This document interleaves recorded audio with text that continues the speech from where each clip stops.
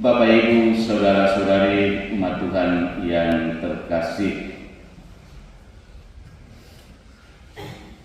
menjadi pewarta sabda Allah adalah sebuah panggilan dan sekaligus menjadi sebuah tugas perutusan bagi kita semua umat beriman yang sudah dibaptis. Setiap kita umat beriman yang sudah dibaptis sesungguhnya telah menyatakan kepercayaan dirinya untuk menerima Yesus dan siap memanggul salib bersamanya dan mengikuti Dia. Sebagaimana Yesus sendiri harus menanggung banyak penderitaan dan dibunuh, demikian juga kita yang sudah dibaptis dan yang dipanggil dan diutus untuk menjadi pewarta sabda harus rela kehilangan nyawa demi pewartaan sabdanya itu. Kata Yesus, barang siapa kehilangan nyawanya karena aku, ia akan memperolehnya. Kehilangan nyawa demi pewartaan sabda berarti rela menanggung segala resiko.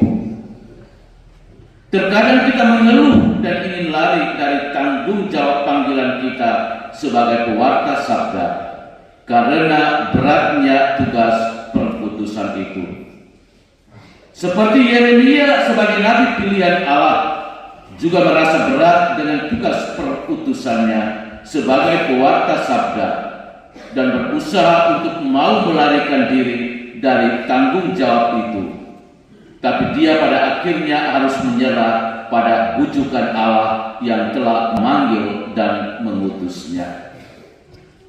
Saudara-saudara umat Tuhan yang terkasih, menjadi pewarta sabda bukanlah sebuah panggilan tanpa syarat. Syarat menjadi pewarta sabda adalah memikul salib. Hanya mereka yang setia yang sanggup memikul salib bersama Yesus dan siap menerima segala resiko sebagai pewarta sabdanya. Karena itu seberat apapun bentuk penderitaan salib yang kita hadapi, hendaknya kita terima, karena justru inilah yang dikehendaki oleh Tuhan. Petrus yang sok jagoan, yang mau membela Yesus untuk tidak boleh bicara tentang penderitaan yang harus ditanggungnya, menarik Yesus ke samping dan berkata, Tuhan, kiranya Allah menjauhkan hal itu. Hal itu sekali-kali takkan menimpa engkau. Petrus yang sok jagoan, yang seolah-olah mau membela Yesus itu, ternyata lebih mengikuti pola pikirannya sendiri, yang kemudian menghalanginya untuk melihat misteri rencana keselamatan Allah itu. Karena itu Yesus dengan keras menegur Petrus, katanya, "Enyalah iblis, engkau suatu batu sandungan bagiku. Sebab engkau bukan memikirkan apa yang dipikirkan Allah, melainkan apa yang dipikirkan manusia." Saudara-saudari, terkadang kita jatuh ke dalam pola dan kerangka pikiran kita sendiri, lalu lupa melihat rencana keselamatan Allah di dalam diri putranya Yesus yang rela menderita dan mati untuk keselamatan kita. Karena itu dengan memasuki bulan kitab suci nasional ini, kita diajak untuk lebih rajin, tekun dan setia membaca dan merenungkan kitab suci agar bisa memahami rencana dan kehendak Allah atas keselamatan hidup kita.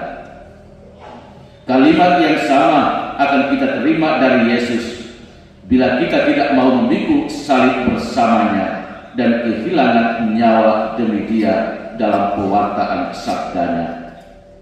Enyalah iblis, engkau suatu batu sandungan bagiku, karena hanya memikirkan pikiran manusia dan bukannya yang dipikirkan Allah.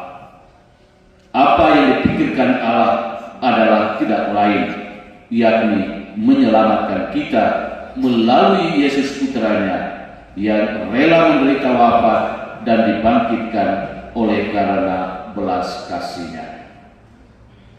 Saudara-saudari umat Tuhan yang terkasih, kitab suci adalah sumber pokok iman kita yang harus kita wartakan. Kita mewartakannya tidak hanya sebatas pada kata-kata, tetapi harus juga diikuti dengan perbuatan. Kata dan perbuatan adalah saksi nyata atas iman kita yang hidup. Mari kita luangkan waktu di tengah kesibukan tugas dan pekerjaan kita untuk lebih mendalami sabda Tuhan. Tidak hanya sebatas pada membaca, tetapi menghidupi sabda Tuhan itu melalui kesaksian hidup kita yang baik dan benar.